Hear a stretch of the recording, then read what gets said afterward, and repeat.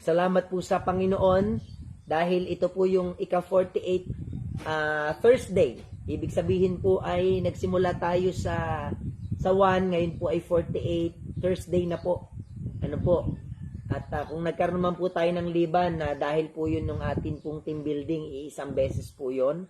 Ano po? So, ngayon pong umagang ito ay tayo po'y mag-usap patungkol po sa salita po ng Panginoon na makikita po natin sa aklat ng mga awit chapter 48. Ano po? Awit chapter 48 na ito po ay kapahayagan po ng puso ng mga anak ni Kore. Okay? So alam po natin yung awit ay ito po ay yung nararamdaman po ng mga tao ano po patungkol po sa ating Panginoon. So awit chapter 48 ano po. So babasahin po natin para po tayo po magkaroon po ng bahagi ano po. So basahin niyo po sa inyo ng pakinig ninyo ano po. Yung pakinig po ng inyong sariling tainga. Verse 1 to 14. Anda basa. Dakila ang Panginoon at marapat pakapurihin sa bayan ng aming Diyos sa kanyang banal na bundok. Maganda sa kataasan ang kagalakan ng buong lupa, siyang bundok ng Sion.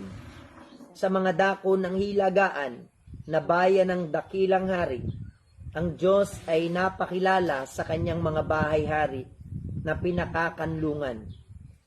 Sapagkat narito ang mga hari ay nagpupulong-pulong, sila'y nagsidaang magkakasama, kanilang nakita, nagsipanggilalas nga sila, sila'y nanganglupaypay, sila'y nangagmadaling tumakas, panginginig ay humawak sa kanila roon, sakit gaya ng sa isang babae sa pagdaramdam. Sa pamamagitan ng hanging silanganan, iyong binabasag ang mga sasakyan sa Tarsis. Kung ano ang aming narinig ay gayon ang aming nakita sa bayan ng Panginoon ng mga hukbo, sa bayan ng aming Diyos. Itatatag ito ng Diyos magpakailanman. Aming inaalala ang iyong kagandahang loob, O Diyos, sa gitna ng iyong templo. Kung ano ang iyong pangalan, O Diyos, gayon ang pagpuri sa iyo hanggang sa wakas ng lupa. Ang iyong kanan ay puspos ng katwiran. Matuwa ka, bundok ng Sion, magalak ang mga anak na babae ng Huda dahil sa iyong kahatulan. Libutin ninyo ang Sion at inyong ligiran siya, inyong sasaysayin ang mga muog niyaon. Tandaan ninyo, mabuti ang kanyang mga kuta, inyong masdan ang kanyang mga bahay-hari, upang inyong maisaysay ito sa susunod na lahi. Sapagkat ang Diyos na ito ay ating Diyos magpakailan-kailanman. Siya'y magiging ating patnubay hanggang sa kamatayan. So, a blessed morning to every one of us. Ano po? At tunay po na ito pong Psalm chapter 48 ay isa po sa kinikilala po na awit sa ating pong mga Kristiyano. Ito po ay this is a song chapter. Ano po, hindi ko na lang makakanta sa inyo at nakalimutan ko na po yung tono. Ano po. Pero ito po ay awit po ito na kung saan po ay pagpapahayag ng kadakilaan po ng ating Panginoon bilang siya po ay hari. So, ngayon pong umagang ito ay tayo po ay manalangin bago po tayo magbulay ng kanya po mga salita. Ama naming dakila na nasa langit, ikaw po ang nag-iisang hari. Ikaw ang hari ng mga hari. Ikaw ang Diyos ng mga Diyos. Ikaw ang makapangyarihang manlilikha sa amin. Tunay na ikaw lamang po ang marapat papurihan sa aming mga buhay. O Diyos, pagpalain niyo po ang aming mga buhay sa pamamagitan ng iyong mga salita na aming pagbubulayan. At kung meron man po kayong nasumpungan sa aming karumhan at kamalian, kasalanan, ipagpatawad niyo po. Humihingi po kami ng kapatawaran sa paglilinis sa dugo ng Panginoong Hesus na natigis po sa krus ng Kalbaryo. Pagpalain niyo po at kami po isamahan niyo po sa umagang ito. At ang church, Panginoon, sa darating po naming anniversary, Panginoon, as we prepared to glorify your name, to magnify the glorious name na sa amin po, Panginoon, ay nagligtas sa tiyak na kaparusahan ng impyerno. Pagpalain niyo po, Panginoon, ang umagang ito. Sa pangalan po ng Panginoong Hesus. Amen at amen. Okay, good morning po ulit sa atin pong lahat. Salamat po sa mga nanonood po sa atin ng mga kaibigan. Ano po, mga kakilala ko po mula po sa Barangay Bilogo, may nanonood po sa atin ngayong umaga, si Ate Glenda, So, tsaka po si Brother Alvin Casanova, Good morning din po sa inyo. Okay, so ngayong pong umaga pong ito ay isa pong napakagandang pag-uusapan po natin. Nung ito po ay akin pong pinag-aralan yung context po ng Awit chapter 48, Ito po pala ay pagpapakita po ng glimpse at pagpapahayag po sa ating mga mananampalataya na ang buhay po natin ay hindi pwedeng maging masaya ng tuloy-tuloy dito sa lupang ito dahil meron pong isang lugar na kung saan ay dun po tayo magiging maligaya magpakailanman. Kumbaga po, ito po ay pagbibigay po sa ating ng comfort na kung paanong sa buhay na ito marami po tayong mga pagdaraan ng hirap. Pagdadaan ng mga pagsubok, kagaya po ng karamdaman. Marami po sa atin ngayon ang may sakit. Please pray for Baby James at saka po kay Natalie Faith. Sila po ay mga lag natin. Nga lamang po ay wala po kaming pampakonfine. Kaya po sa bahay na lang po kino-confine. So, marami po ngayon ang may problema. Iba't ibang problema. Hindi lamang po karamdaman. Marami po ngayon ang namumroblema sa iba't ibang aspeto ng buhay. Katulad po sa sarili natin. Marami po tayong problema sa ating sarili. Sa atin pong social life. Kagabi nakapanood po ako ng balita. Ay nabudol o na-scam.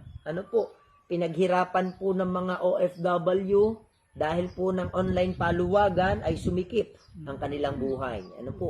So, kaya minsan ingat po tayo dahil nag-i-interest po tayo sa malaki, sa kikita po tayo, maliwanag naman pong itinuro na yan ng Diyos sa atin na maging sapat po tayo sa kakaunti na meron po tayo.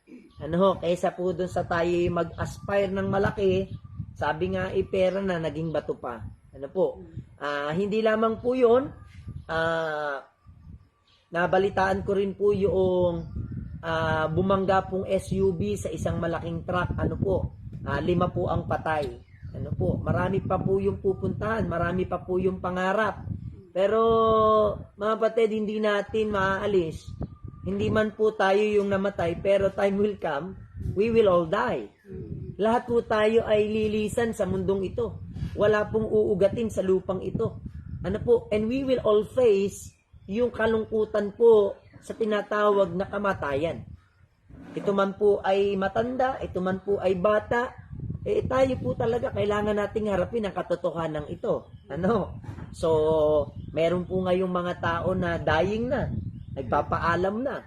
May mga tao po na sa atin po ay malapit. Sabi nga natin bilang tao, bigyan naman ng namamatay pa yung mga mababait, hindi na lang mamatay yung mga saramulyot, mga masasamang damo. Wag po kayo mag-alala, sapagkat darating din po yun. So, mga kapatid, gusto ko lang pong ipakita yung dalawang bagay po in Psalms chapter 48. Actually po, yung pagdakila po sa ating Panginoon, na sa kabila po ng napakaraming mga suliranin at problema po, may nag-iintay po sa ating langit na bayan. Yun po yung unang context po dito.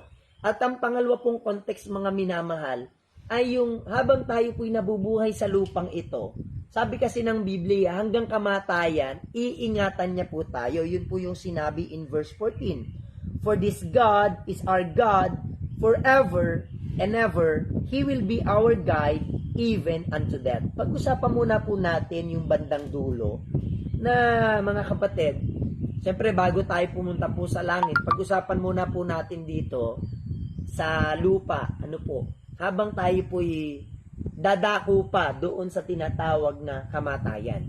But one thing na sinabi po dito, ang Diyos ang siyang patnubay natin hanggang sa kamatayan. Maliwanag po yan mga kapatid. God will be our guide even unto death. So, isang magandang bagay po na atin pong makita. Alam nyo, marami na pong Kristiyanong nagpatotoo na lumayo sa Panginoon. Marami na. Opo, pero alam nyo, kapag ka ikaw ay anak ng Zion, pag sinabi po kasing anak ng Zion, ikaw ay anak ng langit. Ikaw ay taga-langit. Ano, kumbaga po ang iyong ama ay hari, the daughter of Zion. Pag sinabi po kasing mga anak ng sangkalangitan, mga kapatid, makikita po natin sa Biblia na meron talagang mga anak ng Diyos. Ano po?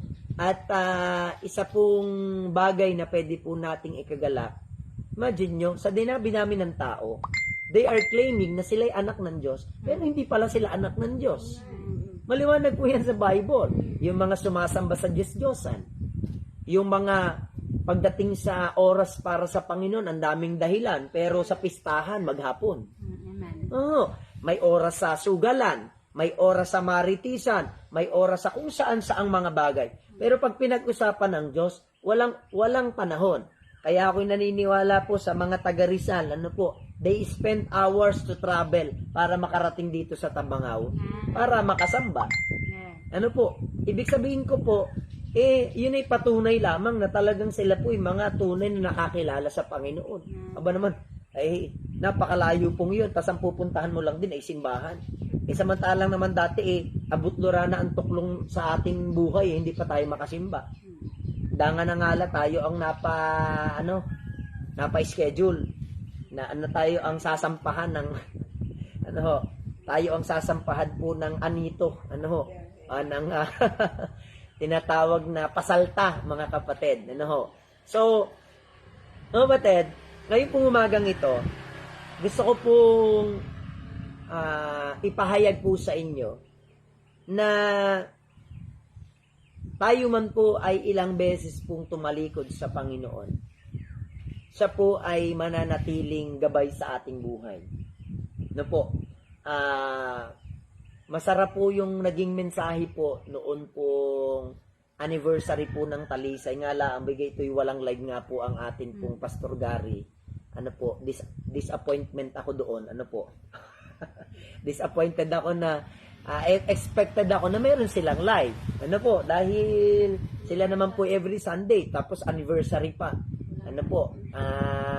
Walang live. So, ang ganda po ng mensahe, kapatid, si Nebuchadnezzar po, sa paniniwala po naming mga theologian, si Nebuchadnezzar po ay isang picture po ng Kristiyanong pinagpala pero nagmataas.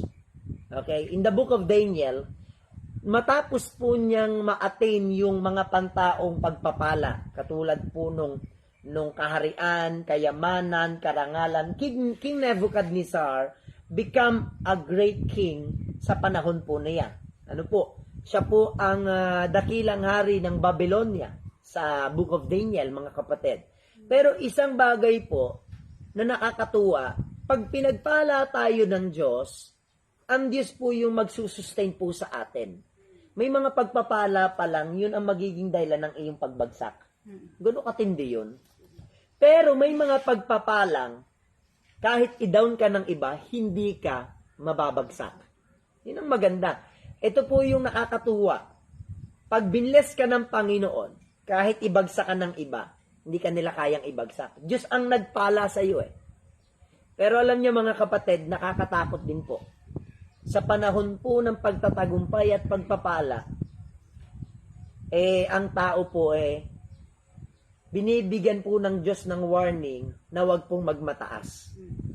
Bakit? Pagkatapos pong mayari yung kaharian po ng great city of Babylon, sinabi po ni King Nebuchadnezzar, hindi baga akong hari?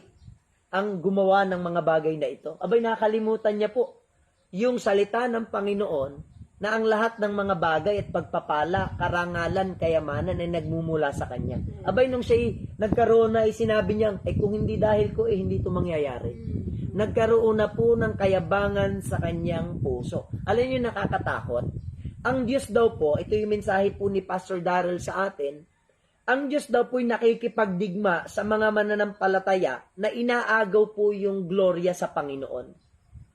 Yung bang, halimbawa, kumanta ka, at sa pagkanta mo, talaga namang pinuri ka, husay mo, talaga namang, tapos ang pagkakasabi mo pa, nung ikaw ay kumanta, wala pa nga ho akong practice. Ano yung gusto mong ipadama sa amin? Di lalo na ako nag-practice, di lumuhod na kayo sa akin. At ako inyo ng sinamba. Ibig sabihin ko po, may mga tao po na alam ng Diyos, kita ng Diyos, ang kanyang puso ay nagmamataas. Pero mga batid, isang bagay po yung natutunan po namin doon na talagang kami pinagpala. Warning po ito na sa bawat pagtatagumpay at pagpapala, wag sana tayo magmataas ang puso. In the book of Deuteronomy chapter 8 verse 17, sinabi ng Panginoon, baka kako, basahin po natin, inyo lamang pong lagyan po ng palatandaan, At simple lang naman po yung chapter na yan ay puro pagpupuri sa Panginoon. Pero yung katotohanan po na tayo po ay, totoo po, may mga Kristyano po pagkatapos pinagpala, lalong nagyabang. Deuteronomy chapter 8 verse 17. At baka yung salitang baka, alam ng Diyos na pag nangyari ito, magmamataas po tayo. At baka iyong sabihin sa iyong puso, ang aking kapangyarihan at ang lakas ng aking kamay, ang siyang nagbigay sa akin ng kayamanang ito. Pansinin niyo po yan. Ano yung kayamanang ito? Binanggit po dyan yung verse 15 to verse 16.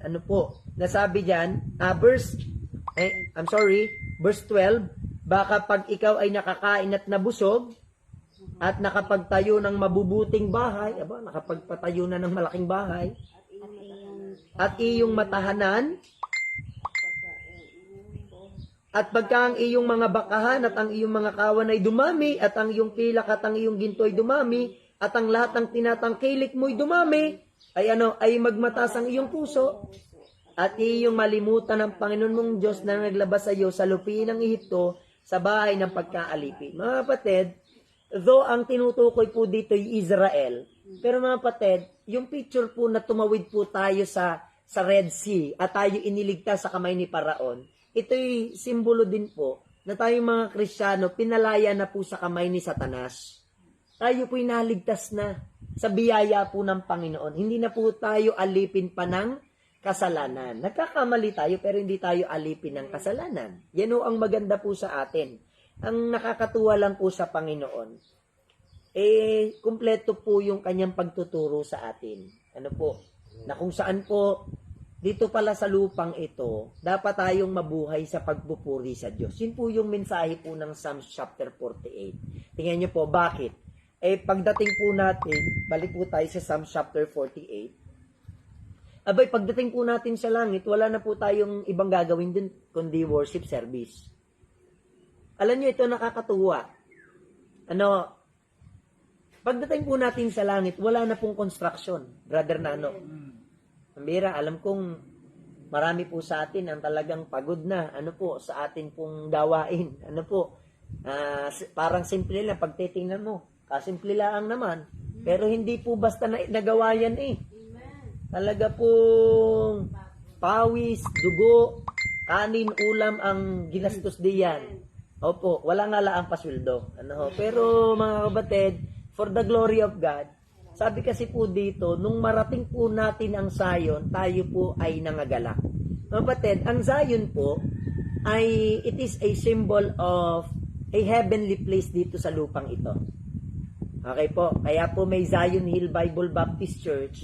Kasi ang ibig sabihin po ng Zion, ito po ay yung bundok na kung saan, ito po yung reflection po ng lugar ng Diyos. ito yung tahanan ng Diyos. Ano po, kaya pag sinabi pong Sion, di ba may nababasa po tayong Sion sa Bible, ito po ay langit. Mga kapatid, pwede ba nating maranasan ang langit dito sa lupang ito? Yes, we can. Because, sabi ng Bible, sa presence ng ating Panginoong Hesukristo, there is joy. There is pleasure. Meron pong kagalakan. Ano po? Tingnan niyo po mga kapatid. Sinabi po dyan sa verse 1, Great is the Lord and greatly to be praised in the city of our God, in the mountain of His holiness. Ito po talaga ay langit ang tinutukoy. Beautiful for situation, the joy of the whole earth is Mount Zion on the sides of the north, the city of the great King. God is known in her palaces for a refuge. Mga kapatid, nakakatuwang bagay po. Magalak po tayo kapag tayo po ay pumupunta ng bahay-sambahan. Apo. Alam nyo, bakit dumarating sa panahon na ang mga member ay hindi na masaya sa church? Simple lang. Hindi na kasi tayo masaya sa Panginoon. Ang saya ng church, wala po yan sa ganda.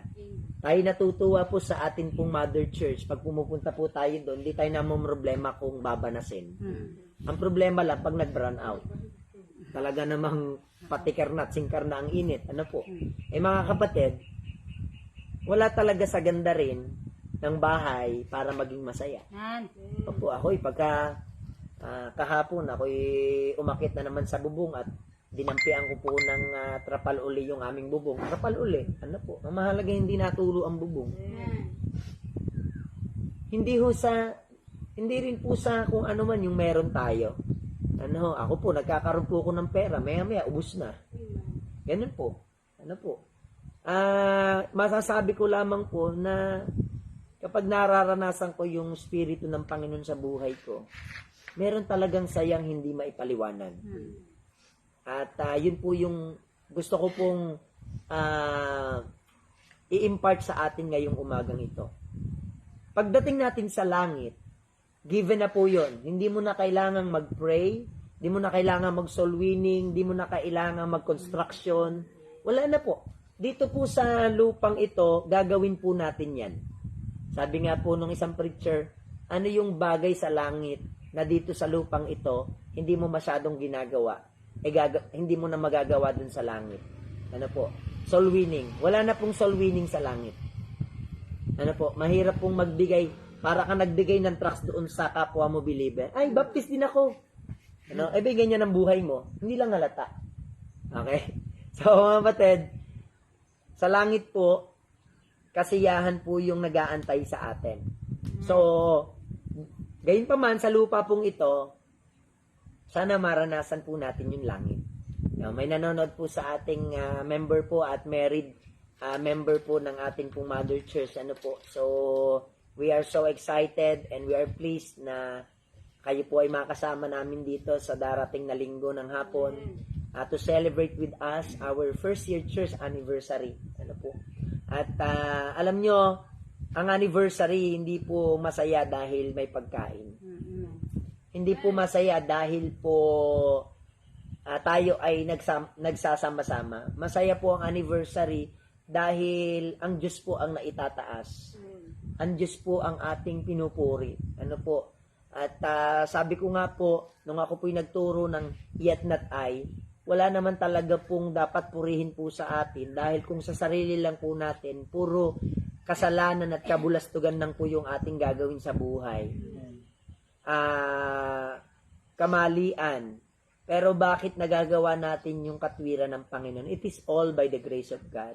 Kaya salamat sa Panginoon dahil sa lupa pong ito, meron pa rin pong joy.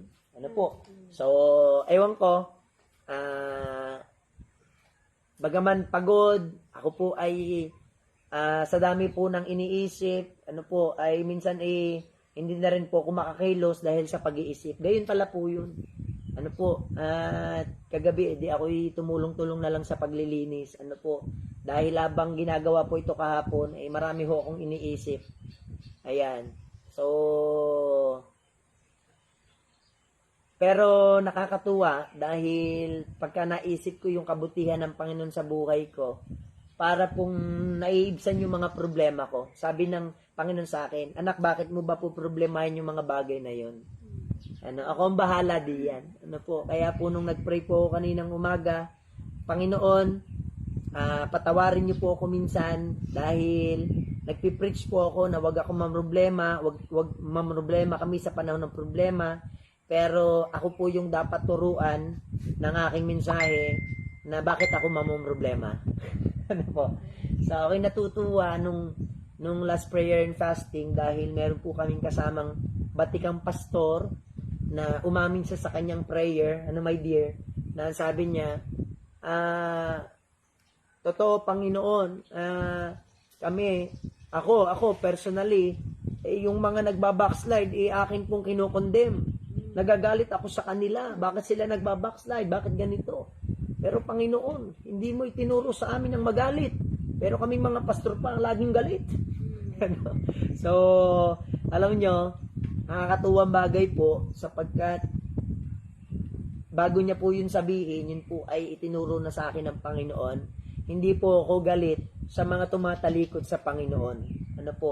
Ako po ay binigyan ng kaunawaan na hindi sila yung aking dapat kagalitan, yung dyablo. Dahil sila po ay alipin ng dyablo. At di yung dyablo po na tumukso sa kanila, sila'y napalayo sa Panginoon, mga kapatid, time will come din naman po, marirealize po nila na, ano ga nangyari sa buhay kong are? Bigay, imbis na ako nakinig kay pastor, ako sa iba nakinig. Di, kinadyablo laang. So, kaya mga kapatid, kapag bumalik po, ako'y natutuwa na sila po'y bumalik. Dahil sila po'y biktima lamang. Yung nagkakamali, hindi po tayo dapat magalit sa kanila. Kahit nga po yung ating kapitbahay. Yun ang mensahe. Ay yung dalawang bagay po ang ebidensya na tayo po'y mga anak ng Diyos. May pag-ibig tayo kay Kristo. Do you love Christ? Sabi ng Bible, anathema maranatha, sumpain at matakwil ang hindi marunong umibig sa Panginoon. Ano yung ibig sabihin hindi marunong umibig? Yung pag siyang pinag-uusapan, puro tayo dahilan. Kasi walang pag-ibig. Amen? Simba ka na. Ala, igarni. Ala, igayon. Naku po naman. Alam niyo po, kapag tayo po ay may pag-ibig sa Panginoon, pagka nga po, ewan ko lang, pagka nga po mahal natin ng Panginoon, at tayo po ay malayo sa kasalanan, Lunes pa lang, excited na ulit tayo maglinggo, kasi nakakapakinig tayo ng salita ng Panginoon. Nako-comfort po tayo, dahil sa inaraw-araw na ginawa ng Panginoon, sabi nga nung iba, bakit ganun yung buhay nila? Simple lang ang sagot ko doon. Malayo kasi sila sa Panginoon. Pero pagka malapit tayo sa Panginoon, hindi natin namamalayan ang problema. Kahit mabigat, magaan.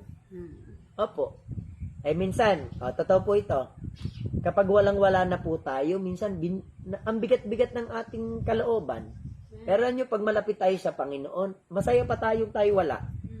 Opo, bakit? Napakinig natin yung preaching ni Pastor na yung na-hold up, ay may hikaw din ng ginto. Ang ginawa po ay hinaltak nung magnanakaw. Akin na yan. Samantalang yung pastor na walang-wala na hold up, maya-maya, dahil wala nga pong pera, yung hold upper ang na-hold up. Dahil sa awa dun sa pastor, binigyan ng 20, pamasahe pa uwi ng Cavite. So mga batid, ating pong tungayan naman ngayon yung ganda po ng langit. Babasa na lang po tayo in the book of Revelation, chapter.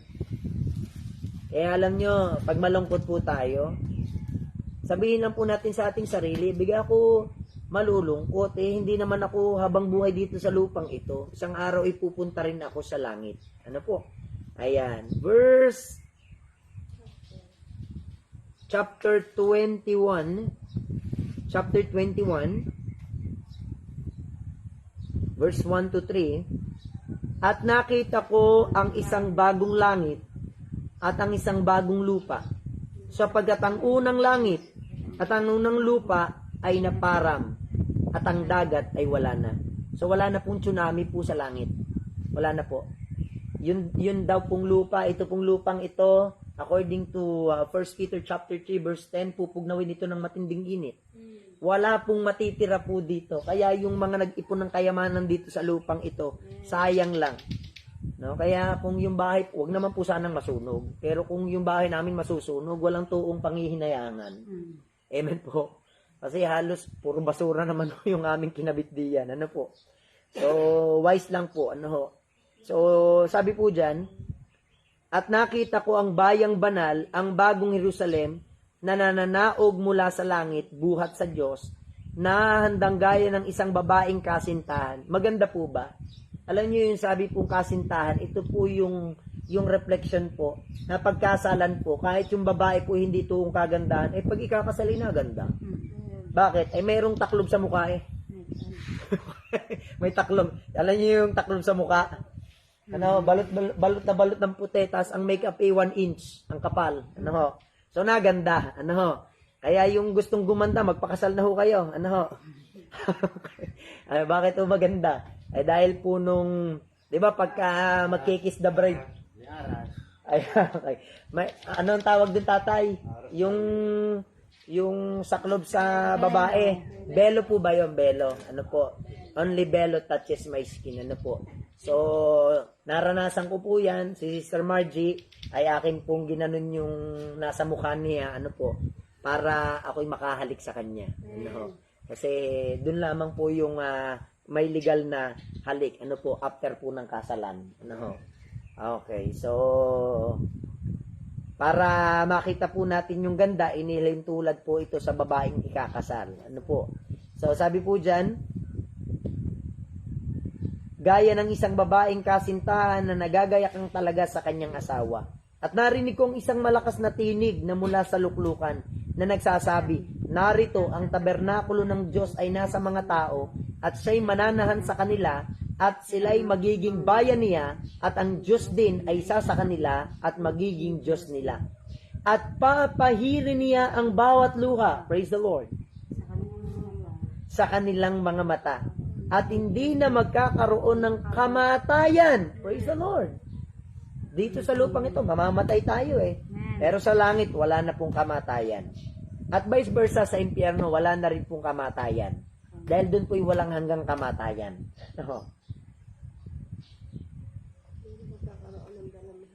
At hindi na magkakaroon ng dalamhati o ng pananambitan man. Yung minsan tayo, Diyos ko po, yung ganon. Yung tayo, sa sobrang happy, sa sobrang problema, talagang sa pagtawag natin sa Panginoon, hapis na hapis tayo. Ano po? Diyos ko po, bigyan mo kami ng pang-ulam. Ano, pambira naman, ang pang-ulam lang eh. Ang mga bagay ng unay, naparam na. At yaong nakaluklok sa luklukan ni nagsabi, narito, ginawa kong bago ang lahat ng mga bagay. At sinabi niya, isulat mo, sapagkat ang salitang ito ay tapat at tunay. Chapter 22 po. Glimpse po ng okay.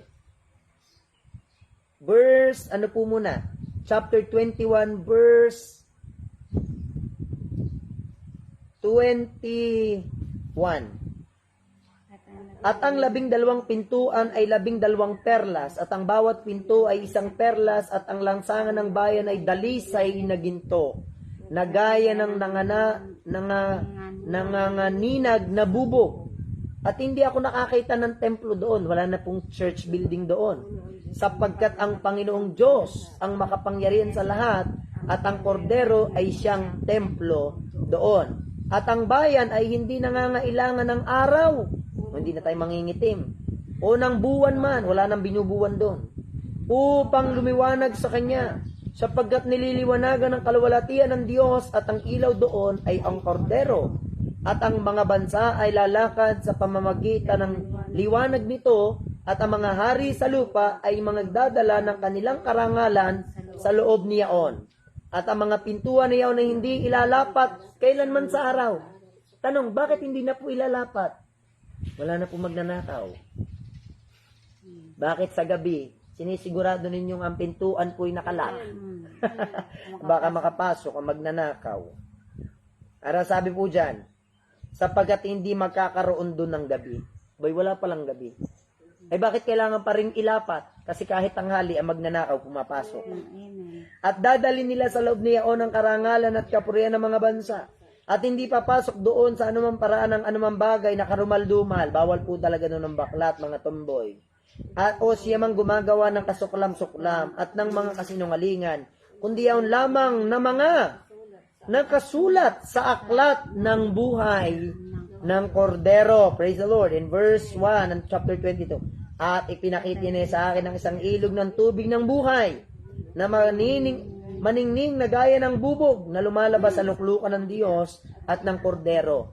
Sa gitna ng lansangan niyaon na sa dako rito ng ilog at ibahin nito, naroon ang punong kahoy ng buhay na namumunga ng 12 iba't ibang bunga na namumunga sa bawat buwan. Ang galing ano ho? 12 fruit in one tree. At ang dahon ng punong kahoy ay pangpagaling sa mga bansa. Bakit po pampagaling sa mga bansa? Isa pong katanungan po ito. Okay po. So magkakaroon po ng tinatawag na millennial reign of Christ. Ano po?